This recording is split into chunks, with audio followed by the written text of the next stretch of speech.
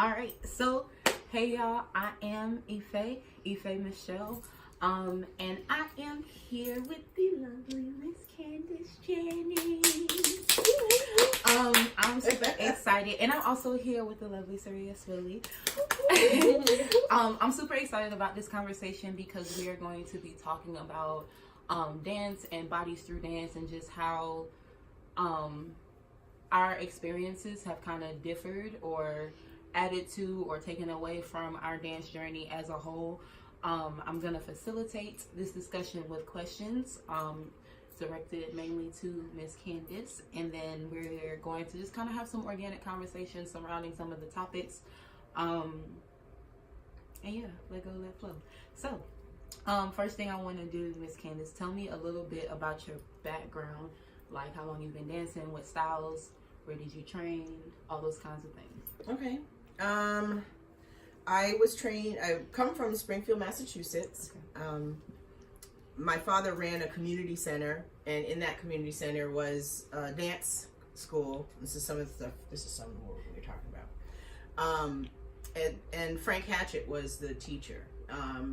He was from Connecticut originally and came to Springfield and opened up the school, but then he was also teaching in New York at the Broadway Dance Center. It used to be JoJo's Dance Factory. When I went first, it was JoJo's Dance Factory. And he was a dancer that taught in one count, which was really challenging when you're used to a 5, 6, 7, 8. Mm-hmm. You know what I mean? So it's and 1, 1, 1, 1, 1, you know, you're moving. So, but he wanted us to have experiences, and I danced with Frank for 13 years. I started at the age of 3. I studied ballet, jazz, modern, tap, Afro-Cuban, Afro-Brazilian, liturgical, and modern, what they called modern jazz. So it's just basic elements of jazz, slow down, and, you know, sexy, whatever you want to call it. I started teaching at the age of 10. I taught the Tiny Tots, and that was teaching them to count, teaching them to march, their, you know, the locomotor skills, and turning those things, it becomes dance. And that's when, you know, the teachers are behind the curtains doing the gesture so the kids can follow. I taught that group for a while, and then I taught ballet, beginner ballet, then intermediate ballet, and probably by the time I was 14, I joined the junior company, and by 15 I was in the company, the touring company, with Frank, and teaching some of the older classes. I used to teach his adult Wednesday night class, and that was my first gig. Like, he called from New York, he's like, I'm not going to be able to get back, I need you to teach the adults. I was like, me? And in my mind, I'm like, I'm only 15, really? You know, and he's like, did I not teach you? Right. I said, yes. He goes, then go teach. I said, oh, okay. And I was scared, and my mom's like, this is what you do every day. Just go teach. So I was my first experience teaching. So started there, and then Frank, one of the beautiful things about Frank was he never turned anybody away. However, if you're out there in the world acting stupid and you got pregnant, he really wasn't okay with him, and he cast away some folks. I mean, it was like banishment. He said, because if you're going to dance, you have to be focused, you have to be disciplined, you have to do the work, you can't be distracted, and, you know, and he did that to try to keep us all out of trouble. And so there wasn't a lot of us that, you know, got in trouble that way, but those that did, he said, you ain't going to be on my stage with a big belly. You know what I mean? So that was his mindset. And he was also that same man who took on anybody, no matter their body, and just said, you can. And he said, you're going to do it. And he pushed and pushed until, you know, like, you know, little people can throw themselves in the air. I was like, I can't do an aerial. There's just too much of me to get off the floor. He's like, well, show me a no-handed cartwheel. And I could do that. There was enough hang time. I could get my arms up and just swing my feet over. He said, if you can do that, you can do the other things. I never could, but he made us do it and didn't give us any restrictions on our ability based on our size. So there was, you know, 3 plus-sized women in the company, and as I was telling you before, when we would go out, people would laugh at us until we gave him 6 o'clock, and then we 6 fan kicks down into a split and roll over, push up, go into. I said we were, we were athletic in our dance, and everybody had to do it, and so you'd hear them go, ooh, and he knew that. So he wouldn't hesitate to bring us to New York to audition for New York shows, or, that's how I got in my gig with Maurice Hines as a tapper, trying to get his show on Broadway, So my mom didn't want me to go off to New York like all the others, because she's like, you're not them. You're not little like them. And so there might not be a place for you. I was like, well, Frank made a place for me. Why did I do this for 13 years if I'm never gonna get to do it? And she was like, well, I think you need to go to school. You need something to fall back on, because you're not them. You're not little. You don't see girls like you on stage on Broadway. So I didn't go, and everybody else went, and everybody went to Broadway. You know what I mean? So I was kind of wounded by that, but then I found my place, in college. So do you think like the immediate support that you had kind of affected how you perceived yourself in dance? Because I know for me, I remember telling you when I got out of 5th grade that I wanted to audition to go to Northwest, and my mom was just not having it. And for me it was an awkward place, because my mom has always supported everything that I've done.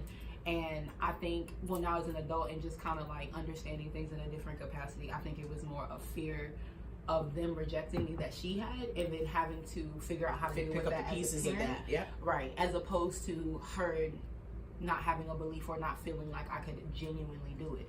And so I think her way of kind of balancing that out was trying to get me into a program, and that's how we kind of led, and through Auntie Sonia and everything, we found you.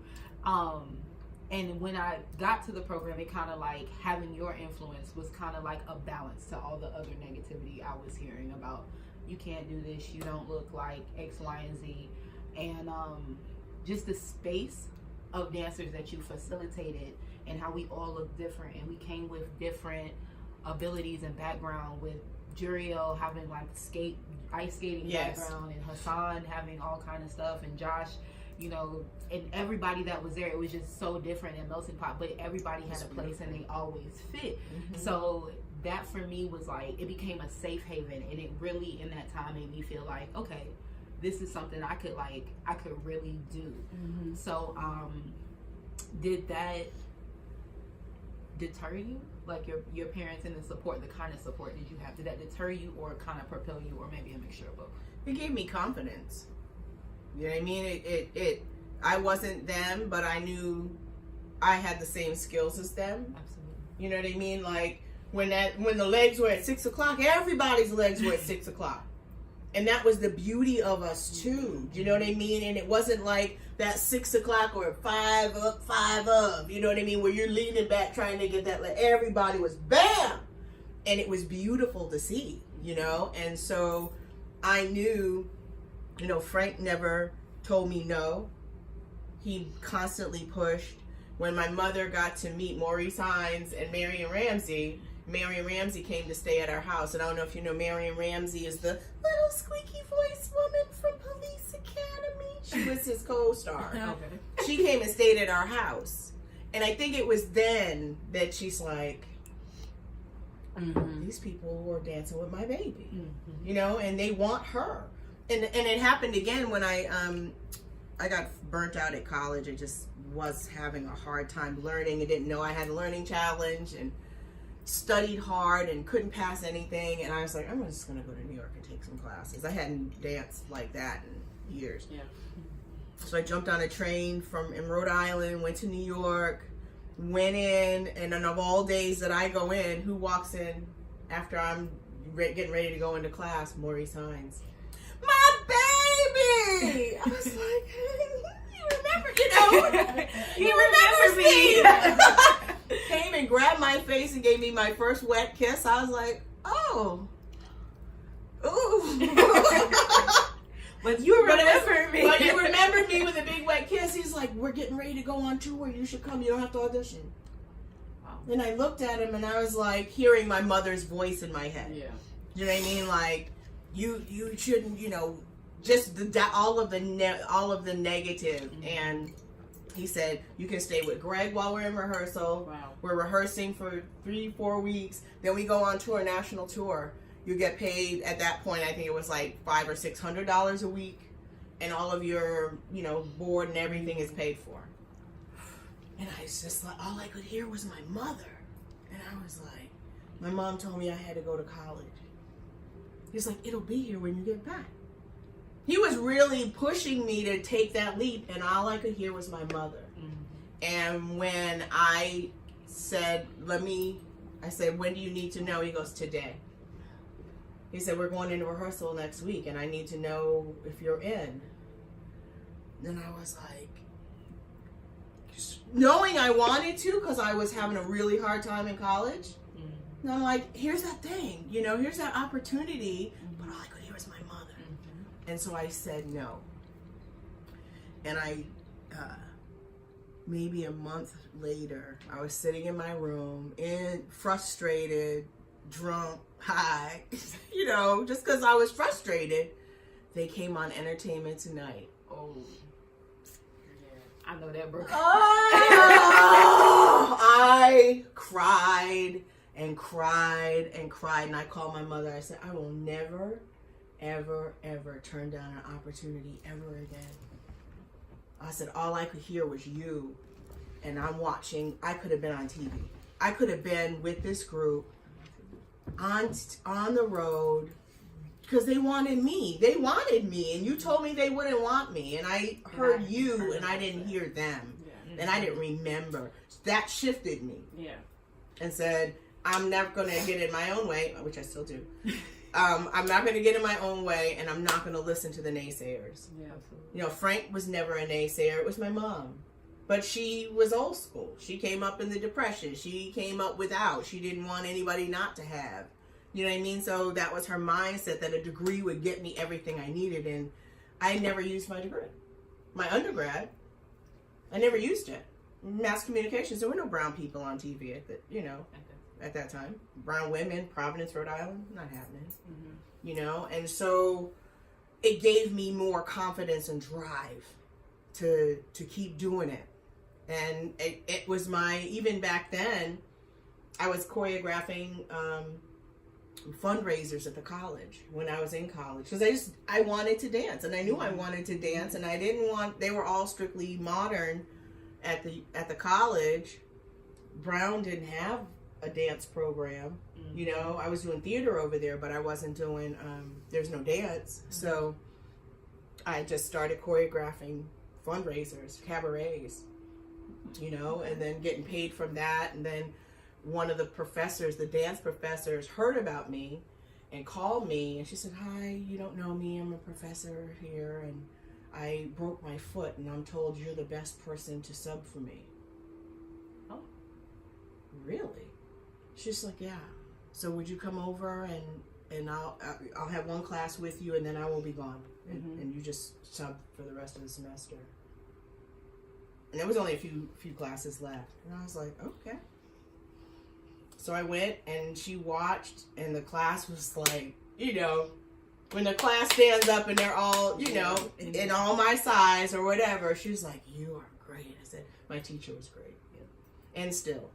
And that's the beauty, and I say that all the time. Yeah. I'm still the badass. I am, because my dance teacher. Absolutely. He gave me everything I needed. He made sure we had access to everything. We got to dance with Oba Baba Tunde, who came and choreographed us. There's so many people he brought to us. He brought the women, the makeup artists from Ebony Magazine to teach us makeup.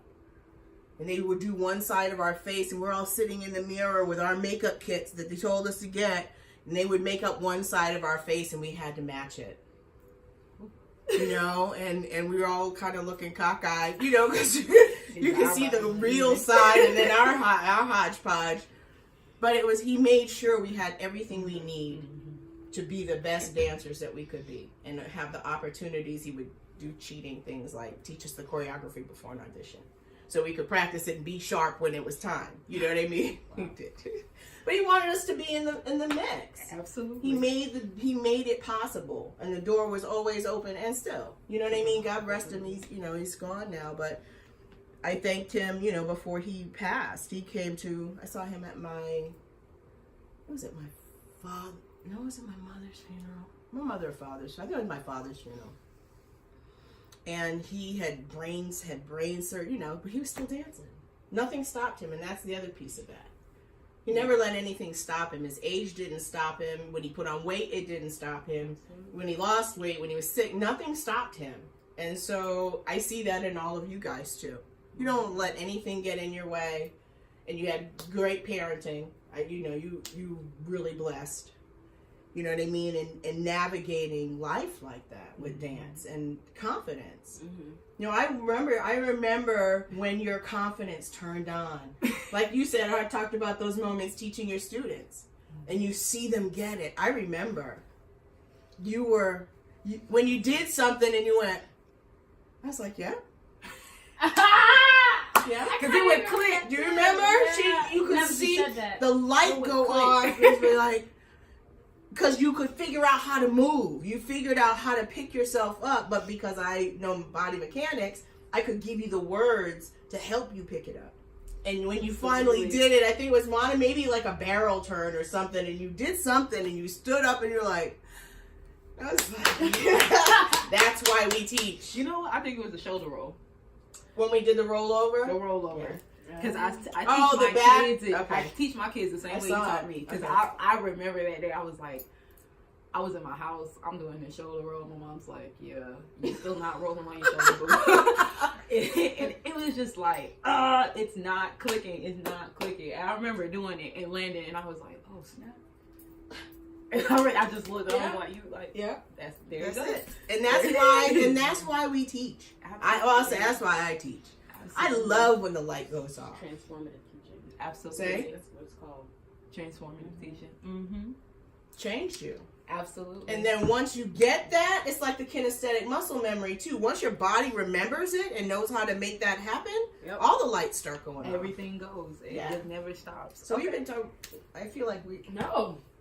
You said it's primarily Miss Candace. I'm just here for what you said, organic conversation. Girl. Okay, so the next question actually will involve Surya, and actually it's about teaching, so I'm glad we kind of segued into that.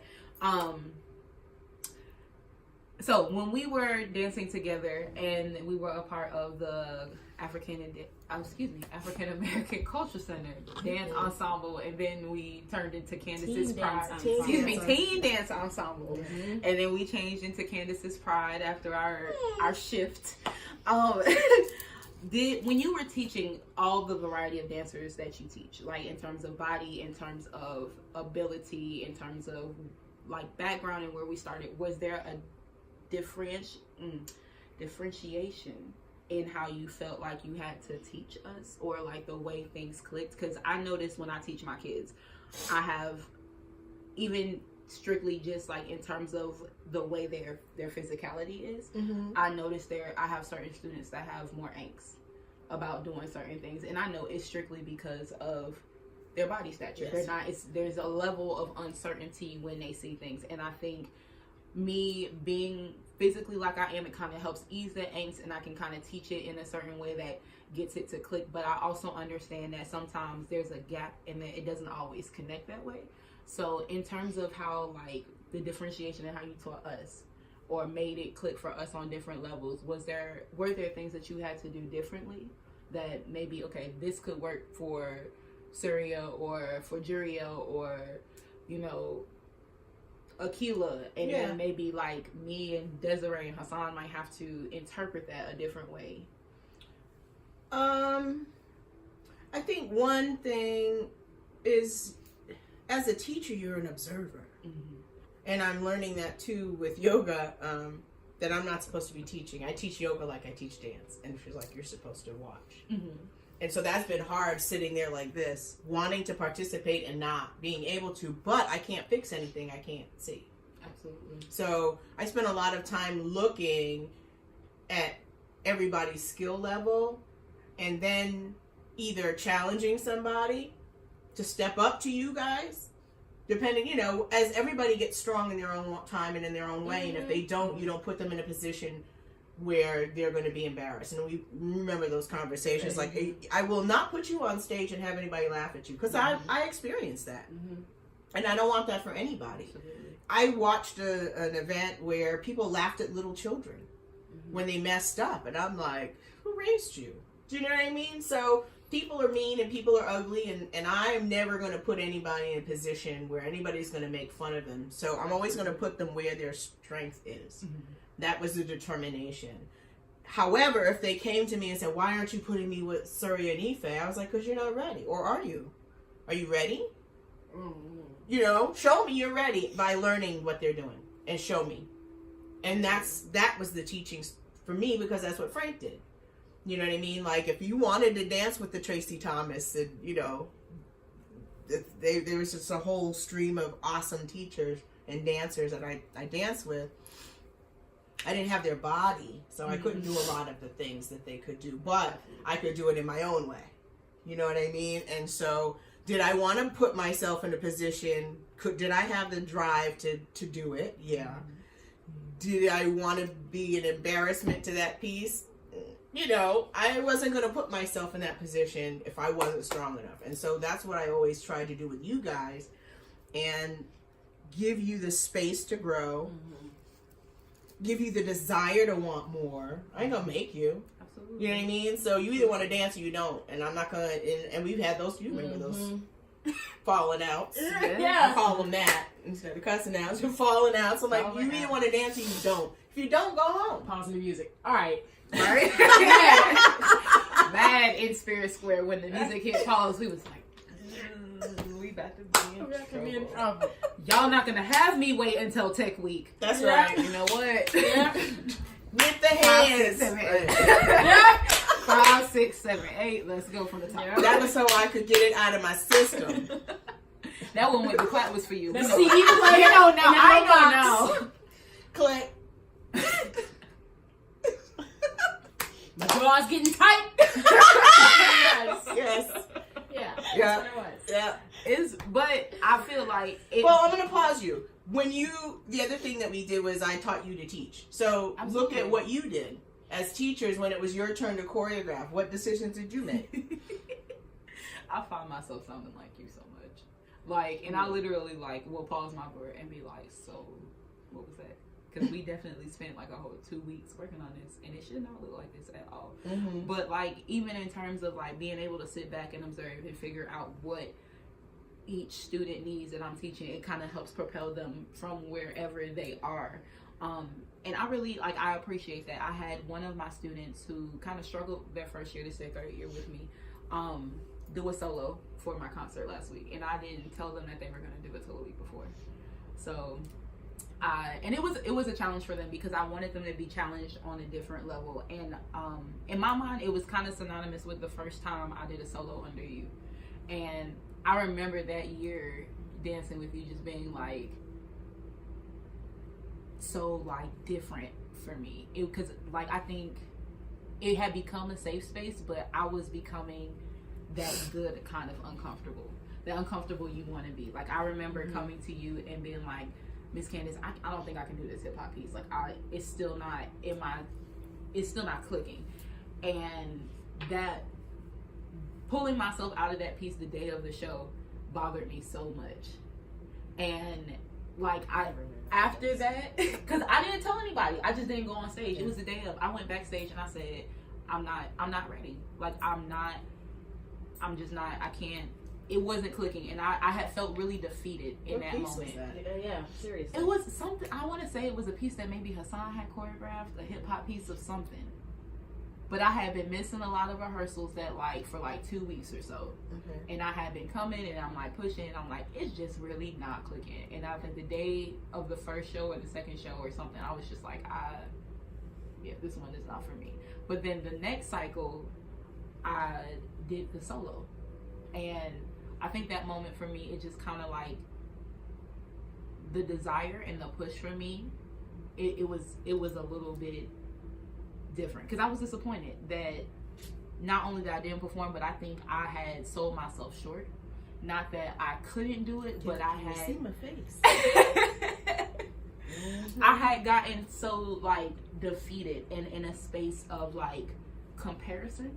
Always. No, life, and that's life. And that's what we have to break that cycle as well. Absolutely. That whole thing we were talking about earlier about having to prove ourselves to other people when we already know our strengths. We already know our gifts. We already know our talents. But that I got to prove something, I think needs to be squashed. If you're going to prove something, you're doing it for yourself and not for anybody else. And that's when it clicked. Like, after feeling that disappointed about like selling myself short was like, okay, you know you can do this. You've been doing it for some time now. Like, what really made you feel like you could not do it? And when it came down to it, or when I broke it down for myself, it was really like, I'm looking around at everybody and I do not feel like in that moment, and it could have just been, you know, adolescence and the stuff I was one of the going days through you at the don't time. feel fit, lean. Yeah, you know, and it's hard. So like as dancers, I feel like we genuinely do compare ourselves a lot, but at the same time, being a plus dancer, there's just always this extra layer of comparison. Am I moving fast enough? Am I on the right counts? Does my body look like what everybody else's body looks like? Is it moving clean? Like that was one of my biggest fears is like I'm watching everybody else in my class, like even in college, I'm watching people move in my class and I know I'm doing the same thing, but like always this fear of, do I look sloppy? And like internalizing that because you don't look like everybody else, because people are always say you're too this or you're too that, or they used to tell me you're a strong dancer, but we're not really sure what to do with you.